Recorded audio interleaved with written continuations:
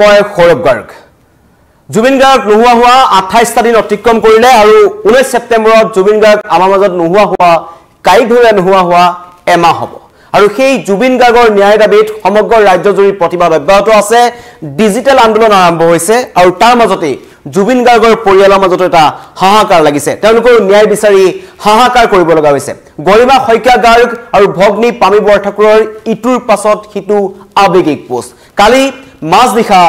জুবিন গাৰ্গৰ ভগ্নী পামী বৰঠাকুৰে এটা মন্তব্য কৰিলে তোৰ হাতত ধৰি খোজ দিবলৈ শিকিলো জীৱনত সাহস পালো হঠাৎ কেনেকৈ সকলো সলনি হৈ গল জানিব লাগিব সত্য জনাৰ অধিকাৰ আছে এগৰাকী ভগ্নীৰ এটো এটা আবেগিক পোষ্ট আৰু তাৰ আগদিনাখন কালি গৰিমা শইকীয়া গাৰ্গেও এটা মন্তব্য কৰিছিল যে তুমি বিহীন 28টা দিন সকলোৱে হাহাকাৰ কৰিছে জুবিন গাৰ্গৰ মৃত্যু কেনেকৈ মৃত্যু হ'ল তাৰ ন্যায় বিচাৰিছে সকলোৱে জাস্টিস ফৰ জুবিন লিখিছে আৰু যেটো এটা ইতিহাস ৰচনা কৰিছে এটা ট্ৰেন্ডত আছে 1.3 মিলিয়ন পাৰ হৈ গল কিন্তু তাৰ মাজতো এতিয়ালৈকে সমগ্ৰ ঘটনাটো ৰহস্যৰ আৱৰ্ততে আছে মুখ্যমন্ত্ৰী বা চৰকাৰৰ ফালৰ পৰা বা এসআইটিৰ ফালৰ পৰা আৰক্ষীৰ ফালৰ পৰা এটা স্পষ্ট মন্তব্য যে ধৈৰ্য ধৰক সকলো অভিযুক্ত শাস্তি প্ৰদান কৰা হ'ব সকলো অভিযুক্তকে তদন্তৰ আওতালৈ অনা হ'ব আৰু জুবিন গাৰ্গৰ লগত কি ঘটিলে প্ৰকৃততে সিংগাপুৰত তাত জড়িত থকা সকলো অভিযুক্তক তদন্তৰ আওতালৈ অনা হ'ব কঠোৰৰ পৰা কঠোৰ শাস্তি দিয়া হ'ব ৰাইজৰ মনত খং আছে খুব আছে ক্ষিপ্ৰগতিত তদন্ত বিচাৰিছে যেটো অহা মাহত চাৰ্জশিট দাখিল কৰা হ'ব চাৰ্জশিটখন শক্তিশালী হ'ব লাগিব বুলি ইতিমধ্যে সমগ্ৰ অসমবাসীয়ে দাবী কৰিছে সদৌ অসম ছাত্ৰ সন্থাই দাবী কৰিছে দল সংগঠনসমূহে দাবী কৰিছে পৰিয়াললোকে দাবী কৰিছে যে শক্তিশালী এখন চাৰ্জশিট দাখিল হওক যাতে অপৰাধী হাৰি যাব নোৱাৰে এনেকুৱা ধৰণৰ মন্তব্য কিন্তু তাৰ মাজতে জুবিন গাৰ্গৰ ভগ্নী তেখেতৰ এটা অতি আবেগিক পোষ্ট আমি দেখাবলৈ পাইছো আপোনালোকৰ সোশ্যাল মিডিয়াত দেখিছে সেই ভিজুৱেলটোৱে এটা কথা দেখুৱাই দিছে যে কিমান আবেগিক হৈ তেওঁলোকে সময়সমূহ পাৰ কৰিব লগা হৈছে তোৰ হাতত ধৰি খোজ দিবলৈ শিকিলো জীৱনত সাহস পালো হঠাৎ কেনেকৈ সকলো সলনি হৈ গল জানিব লাগিব আৰু পুৰণা কালৰ এখন ফটো তাত এড কৰিছে জুবিন গাৰ্গৰ লগত পামী বৰঠাকুৰে পৰিয়ালটোৰ মাজত হাহাকাৰ অৱস্থা অৰুণ গাৰ্গে এখন মন্তব্য কৰিছিল সিআইডি অফিচৰ তলত যে এটা মুহূৰ্ত আমাৰ পৰিয়ালৰ এজনো লোক শুব পৰা নাই এই ধৰণৰ মন্তব্য কৰিছে তাৰ মাজতে এটা ডাঙৰ ব্ৰেকিং আপোনালোকক দিব বিচাৰিছো এই জুবিন ঘটনাটোত সংগত হোৱা দুই অভিযুক্ত আজি 14 দিনৰ তেওঁলোকৰ আৰক্ষীৰ জিম্মা অন্ত পৰিছে কালি নিখাই অমিপ্ৰভা মহন্ত আৰু শেখৰজ্যোতি গোস্বামী দুয়োকে লৈ যোৱা হৈছে তেওঁলোকক কটকটীয়া নিৰাপত্তা বেষ্টনীৰ মাজত সিআইডি কাৰ্যালয়ৰ পৰা সিজিএম আদালতক জেল যাত্ৰাৰ সম্ভাৱনা আছে হয়তো তেওঁলোককো ন্যায়িক জিম্মালৈ প্ৰেৰণ কৰিব যিদৰে অন্য 5টা অভিযুক্ত প্ৰেৰণ কৰিছিল শ্যামকানু মহন্ত সিদ্ধাৰ্থ শৰ্মা সন্দীপন গাৰ্গ আৰু জুবিন গাৰ্গৰ দুই দেহৰক্ষী তেওঁলোক বাক্সাৰ নতুন কাৰাগাৰ এতিয়া আলহী হয়তো তালৈকে তেওঁলোকক প্ৰেৰণ কৰা হ'ব আৰু কটকটীয়া নিৰাপত্তা 17খন বাহনৰ এটা নিৰাপত্তা বেষ্টনীৰ মাজত তেওঁলোকক লৈ গৈছে দৃশ্যাংশ আপোনালোকে দেখি আছে যে এইদৰে কটকটীয়া নিৰাপত্তা বেষ্টনীৰ মাজত তেওঁলোকক লৈ যোৱা হৈছে যাতে কোনো অপ্ৰীতিকৰ পৰিস্থিতিৰ সৃষ্টি নহয় বাক্সাৰ ঘটনাক লৈ মানুহে মন্তব্য কৰিছিল আৰু কালি মুখ্যমন্ত্ৰী এটা কথা ক'লে যে তৃতীয় পক্ষ জড়িত আছে একাংশ দল সংগঠন জড়িত আছে ডি ভোটাৰ এই ঘটনা সংগঠিত কৰিছে 9 জনক চিনাক্ত কৰা হৈছে সমগ্ৰ ঘটনাৰ ভিজুৱেলসমূহ চাই থকা হৈছে তাৰ প্ৰতি লক্ষ্য ৰাখি আজি অধিক কটকটীয়া নিৰাপত্তা বেষ্টনী গঢ়ি তোলা হৈছে যাতে অনুৰূপ ঘটনা সংগঠিত কৰিব নোৱাৰে কোনো তৃতীয় পক্ষই শান্তি সম্প্ৰীতি যাতে বিনষ্ট কৰিব নোৱাৰে তাৰ কাৰণে এই ধৰণৰ কটকটীয়া নিৰাপত্তা বেষ্টনী গঢ়ি তোলা হৈছে আদালতত উপস্থিত হৈছে মাত্ৰ আৰু তেওঁলোকৰ পানবজাৰ যি চিডিএম আদালতত আছে দুই অভিযুক্ত হাজিৰ কৰা হৈছে বৃহস্পতিবাৰে নিখাই অন্ত পৰিল তেওঁলোকৰ আৰক্ষীৰ ম্যাদ 3 অক্টোবৰত গ্ৰেপ্তাৰ কৰিছিল অমিপ্ৰভা মহন্ত আৰু শেখৰজ্যোতি গোস্বামী এই এনেকুৱা দুজন অভিযুক্ত প্ৰথমৰ পৰাই অমিপ্ৰভা আৰু শেখৰজ্যোতি গোস্বামীয়ে ইটোৰ পিছত সিটো মিছা কথা কৈ আহিছে অমিপ্ৰভা মহন্তই নিজৰ মোবাইলৰ পৰা জুবিন গাৰ্গৰ শেষ সময়ৰ ভিডিঅটো ডিলিট কৰিছিল কি কাৰণ ডিলিট কৰিছিল যেটা খুদা হল তেওঁ ক'লে যে সিদ্ধাৰ্থ শৰ্মাই তেওঁ ডিলিট কৰিবলৈ কৈছিল কিন্তু প্ৰথম অৱস্থাত তেওঁ অন্য এটা মন্তব্য কৰিছিল আৰু হয়তো সেইগৰাকী অমিপ্ৰভা মহন্তই সেই ভিডিঅটো তৃতীয় পক্ষ বা অন্য কোনবা লোকলৈ তেওঁ ভিডিঅটো প্ৰেৰণ কৰিছিল আৰু সেই ভিডিঅটোকে অসমৰ ৰাইজক বিভ্ৰান্তি ৰাখিবৰ কাৰণে অধিক বিভ্ৰান্তিৰ মাজত সুমুৱাই দিবৰ কাৰণে সৰুকে এডিট কৰি সেই ভিডিঅসমূহ আমাৰ মাজত মেলি দিয়া হৈছিল মানুহ আচৰিত হৈছিল যে ভিডিঅটো কোনে কাট কৰি 5-6 টুকুৰাকে তেওঁলোকে ৰিলিজ কৰিছিল হেয়াও তদন্তৰ আওতাত আহিব হয়তো এসআইটিয়ে বা আমাৰ যি সাইবাৰ ব্ৰাঞ্চ আছে তেওঁলোকে সেই মোবাইলটোৰ পৰা সেই ভিডিঅ'টো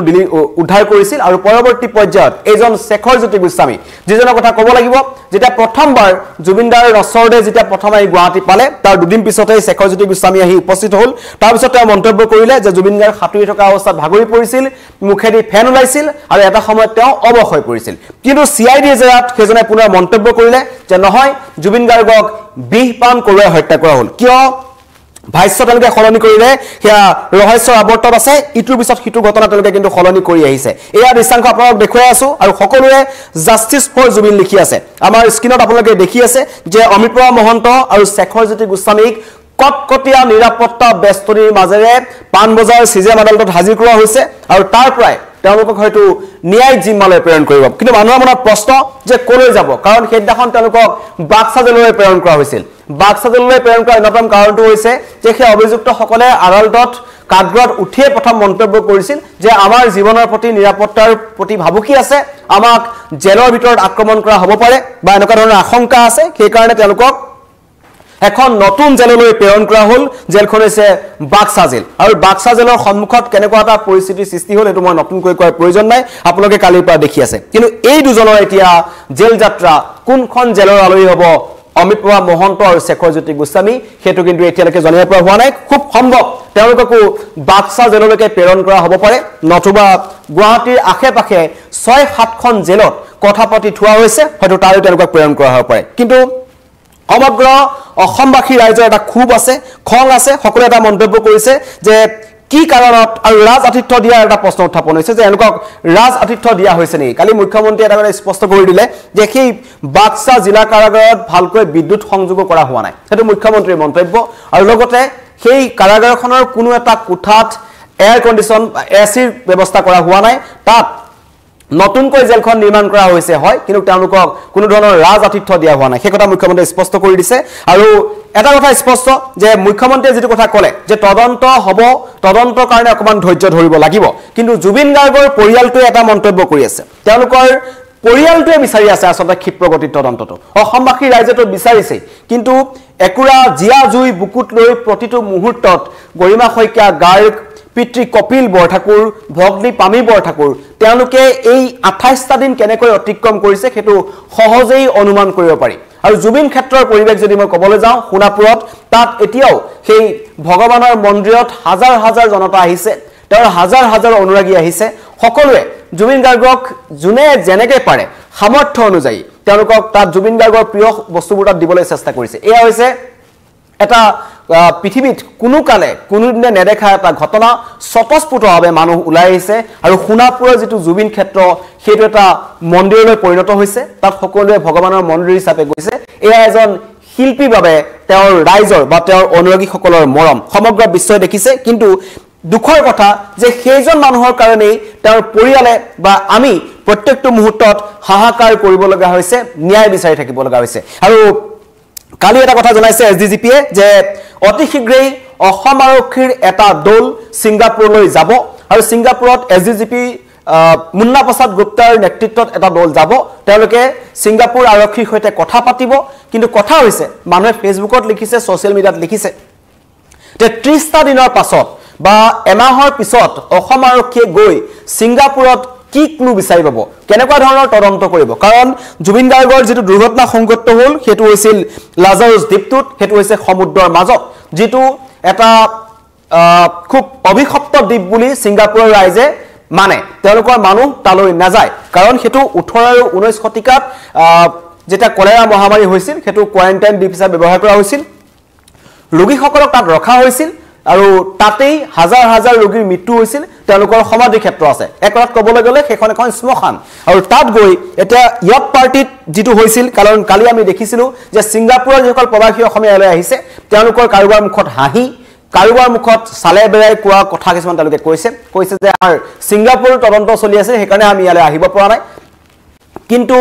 তেওঁলোকৰ ইয়াত আসলে ইয়ট পাৰ্টিটো কোনে অনুষ্ঠিত কৰিছিল ইয়ট পাৰ্টিলৈ জুবিন গাৰ্গক লৈ গৈছিল কোনে তাত জুবিন গাৰ্গে কি খাইছিল জুবিন গাৰ্গৰ ঔষধটো কি কাৰণত সিদ্ধাৰ্থ শৰ্মাই জুবিন গাৰ্গক লুকুৱালে সকলো এতিয়া ৰহস্যৰ আৱৰ্তত আছে আনকি তেওঁলোকৰ পৰিয়ালৰ লোকে জুবিন গাৰ্গৰ নিজৰ পৰিয়ালৰ লোকে এইটো আক্ষেপ প্ৰকাশ কৰিছে যে আমি জুবিন গাৰ্গৰ কাষত যিজন ব্যক্তিক ৰাখিছিলো বা জুবিন গাৰ্গৰ চোৱাচিতা কৰিবৰ কাৰণে মেনেজাৰজনৰ কথা কোৱা হৈছে সিদ্ধাৰ্থ শৰ্মা কিন্তু আটাইতকৈ ভুল ব্যক্তিজন আমি জুবিন গাৰ্গৰ কাষত ৰাখিছিলো আৰু তেওঁই এই ঘটনা সংঘটিত কৰিলে আৰু এতিয়া সকলো এটা পিছত এটা কথা ওলাই আছে সকলোৱে জাস্টিস ফৰ জুবিন গাৰ্গ লিখি আছে বিচাৰি আছে তাৰ মাজত ডক্টৰ পালমি বৰঠাকুৰৰ এটা পোষ্ট যাক পালমি বৰঠাকুৰ বুলি কোৱা হয় তেওঁ লিখিছে জুবিন গাৰ্গৰ এখন সৰু কালৰ ফটো তেওঁ এড কৰিছে আৰু বাজ নিশা এই পোষ্টটো তেওঁ কৰিছে তোৰ হাত ধৰি খোজ দিবলৈ শিকিলো জীৱনত সাহস পালো হঠাতে কেনেকৈ সকলো খলনি হৈ গল জানিব লাগিব সত্য জনাৰ অধিকাৰ আছে সেই অধিকাৰটোৰ কথা 3,50,00,000 অসমীয়া মানুহে কৈ আছে যে আমাক জনাৰ অধিকাৰ আছে যে দাদাৰ লগত আসলতে সিংগাপুৰত হল কি পৰিস্থিতিত আমাৰ কণ্ঠটো সাগৰৰ মাজত ডুবি গল কি পৰিস্থিতিত সাগৰৰ মাজত আমাৰ কণ্ঠটো হঠাৎ হেৰাই গল কি পৰিস্থিতিত জুবিন গাৰ্গক তালৈ লৈ যোৱা হৈছিল জুবিন গাৰ্গক পৰিকল্পিতভাৱে হত্যা কৰা হল নেকি টকা পইচাৰ কাৰণে হত্যা কৰা হল নেকি কাৰণ বিত্তীয় কেলেংকাৰী ওলাই আছে আৰু ঘটনাত যিসকল অভিযুক্ত আছে আটাইকেইজন বিত্তীয় কেলেংকাৰীৰ লগত জড়িত মানুহ কাৰণ শ্যামকানু মহন্তৰ যদি আমি খুচৰি চাবলৈ যাওঁ তেখেতৰ বিৰুদ্ধে সিআইডিয়ে নিজাবলীয়াকৈ বিত্তীয় কেলেংকাৰী গোচৰ ৰুজু কৰিব লগা হৈছে কাৰণ তেওঁৰ ঘৰত ভুৱা সিলমোহৰৰ পৰা আৰম্ভ কৰি বহু আপত্তিজনক নথিপত্ৰ উদ্ধাৰ হৈছে সিদ্ধাৰ্থ শৰ্মাৰ যদি কথা ক'বলৈ যাওঁ শতাব্দী বৰাই স্পষ্টকৈ জবানবন্দী দিছে আদালতত যে প্ৰায় 4-5 বছৰৰ পৰা জুবিন গাৰ্গৰ সেই এপ্ৰিল মাহত কাৰণ জুবিন গাৰ্গে এপ্ৰিল মাহত 30 খনৰ পৰা 35 খন শ্ব' কৰে জুবিন গাৰ্গৰ মাননি আছিল 7 লাখৰ পৰা 10 লাখ টকা এবাৰ যদি আপুনি 7 লাখ টকাকে ধৰে 35 খন শ্ব' কৰিলে জুবিন গাৰ্গৰ কিমান টকা আহে হেতু সহজে অনুমান কৰিব পাৰি কিন্তু সেই টকা জুবিন গাৰ্গৰ হাতত পৰা নাছিল সেই টকা পৰিছিল সিদ্ধাৰ্থ শৰ্মাৰ হাতত সিদ্ধাৰ্থ শৰ্মাই একাংশ ফাঁসী বজাৰৰ একাংশ ব্যৱসায়ী বা বাহিৰৰ একাংশ ব্যৱসায়ীৰ হাতত বৃহৎ সুদৰ বিনিময়ত সেই টকা তেওঁ তাক দিছিল বুলি শতাব্দী বৰাই এটা ভয়ংকৰ অভিযোগ উত্থাপন কৰিছে হয়তো সেই টকা পইচাক লৈ জুবিন গাৰ্গৰ মাজত লেনদেন হৈছিল জুবিন গাৰ্গে হঠাতে এই মন্তব্য কৰি আছিল যে মোৰ টকা পইচা নাই সিনেমা বনাবলৈ টকা খৰচা কৰিব লগা হৈছে কাৰণ মিছন চাইনাৰ পিছৰ পৰা জুবিন গাৰ্গক আমি সমগ্ৰ অসমবাসীয়ে তেখেতক গীতৰ কাৰণে যেনেকুৱা ধৰণে মনত ৰাখো ঠিক একেদৰে সিনেমা ক্ষেত্ৰখনৰ কাৰণেও কিন্তু জুবিন গাৰ্গ অনবদ্য অৱদান আছে কাৰণ তেওঁ যেনেকুৱা ধৰণৰ কাম মিছন চাইনা যেটো পৰিস্থিতি জুবিন গাৰ্গে কৰিবলৈ ধৰিলে যিখিনি সময়ত আচলতে জুবিন গাৰ্গে 2 কোটি টকা খৰচ কৰি মিছন চাইনা বনাবলৈ সাহস কৰিছিল সেই সাহস হয়তো কোনো অন্য অসমীয়াৰ মাজত নাই হেতু জুবিন গাৰ্গৰ মাজত আছিল কিন্তু তাৰ পাছত জুবিন গাৰ্গে এইখনৰ পিছত হিখন সিনেমা নিৰ্মাণ কৰিলে কিন্তু শেহতীয়াকৈ জুবিন গাৰ্গৰ ৰাজহুৱা বহুস্থানত কৈছিল যে মোৰ হাতত টকা নাই সেই টকা হয়তো আত্মসাৎ কৰিছিল শেখৰজ্যোতি গোস্বামীয়ে তাক লৈ হয়তো সংঘাত হ'ব পাৰে তদন্তত সকলো ওলাব কিন্তু এই মুহূৰ্তত জনাইছো যে আবেগিক পোষ্ট জুবিন গাৰ্গৰ ভগ্নীৰ তেওঁ জানিব বিচাৰিছে সত্য জনাৰ অধিকাৰ বিচাৰিছে যে ককায়েকৰ লগত আসলতে হল কি সাগৰৰ মাজত অসমৰ যি এটুকুৰা মুকুতা আছিল এটুকুৰা হীৰা আছিল কেনেকৈ আমাৰ মাজৰ পৰা হেৰাই গল হেতু প্ৰত্যেকজন অসমবাসীয়ে জানিব বিচাৰিছে আৰু এই মোৰ লাইভটোত প্ৰায় হাজাৰৰো অধিক কমেন্ট আহিছে সকলো এটাই লিখিছে #JusticeForJubin Garg সকলো লিখক সমগ্ৰ বিশ্বই এটা ট্ৰেন্ডত আছে সমগ্ৰ বিশ্বই জুবিন গাৰ্গৰ এই এনেকুৱা ধৰণৰ যে মৃত্যুৰ ন্যায় বিচাৰি আছে আমি অসমবাসী হেতু দেখিছে প্ৰধানমন্ত্ৰীৰ পৰা আৰম্ভ কৰি গৃহমন্ত্ৰীলৈকে সকলোৰে পেজত এই ধৰণৰ ষ্টেটাস দেখা পোৱা গৈছে এটো ট্ৰেন্ডত আছে সকলোৱে লিখি আছে অসমবাসী ৰাইজে জুবিন গাৰ্গৰ ক্ষেত্ৰত ন্যায়ৰ ক্ষেত্ৰত কোনো ধৰণৰ কিপনানি নকৰে অসমবাসীৰ এই কণ্ঠ বা অসমবাসীৰ এই প্ৰতিবাদ বন্ধ নহয় এই সংগ্ৰাম অব্যাহত থাকিব সেই কথা ইতিমধ্যে সমগ্ৰ অসমবাসীয়ে স্পষ্ট কৰি দিছে সেইকাৰণে জাস্টিস ফৰ জুবিন গাৰ্গ গৰিমা শইকীয়া গাৰ্গে যি আবেদন কৰিছিল জুবিন ক্ষেত্ৰত গৈ কান্দি হুকাই কান্দিছিল গৰিমা শইকীয়া গাৰ্গে আৰু কৈছিল যে আপোনালোকে #JusticeForJubin Garg লিখক তেতিয়া আমি ন্যায় পাম কিন্তু তাৰ পাছতো জুবিন গাৰ্গ নোহোৱা হোৱা 28টা দিন হৈ গল এতিয়ালৈকে সমগ্ৰ ঘটনাৰ ৰহস্য আৱৰ্তত আছে এখন সাদৰ এতিয়াও আছে সেই আৰ কাপুৰখন অটৰাই দিব লাগিব জুবিন গাৰ্গৰ লগত কি হল জুবিন গাৰ্গ কেনেকৈ নোহোৱা হল কোনো মানুহে কিন্তু মানি ল'ব বিচৰা নাই যে জুবিন গাৰ্গ আমাৰ মাজত নাই কিন্তু তাৰ মাজতে জনাইছো আজি শেখৰজ্যোতি গোস্বামী আৰু অমিত প্ৰভা মহন্তক আদালতত হাজিৰ কৰা হৈছে আৰু সেই সময়খিনিত এতিয়া কটকটা নিৰাপত্তা 17খন গাড়ী এখন দুখন নহয় 17খন গাড়ীৰে তেওঁলোকক লৈ যোৱা হৈছে যাতে আক্ৰমণ নহয় আৰু কোনো ধৰণৰ অপ্ৰীতিকৰ পৰিস্থিতিৰ সৃষ্টি নহয় সেইকাৰণে অধিক কটকটীয়া নিৰাপত্তা বেষ্টনী গঢ়ি তোলা হৈছে পানবজাৰতে আছে পানবজাৰ সিজিএম আদালতত হাজিৰ কৰা হৈছে তাৰ পিছত হয়তো তেওঁলোকক পানবজাৰ থানালৈ নিয়া হ'ব থানাৰ পৰা হয়তো তেওঁলোকক বাক্সা কাৰাগাৰলৈ নিয়া হ'ব খুব সম্ভৱ নহলে অন্য জেললৈ তেওঁলোকক প্ৰেৰণ কৰা হ'ব ন্যায়িক জিমালৈ ধন্যবাদ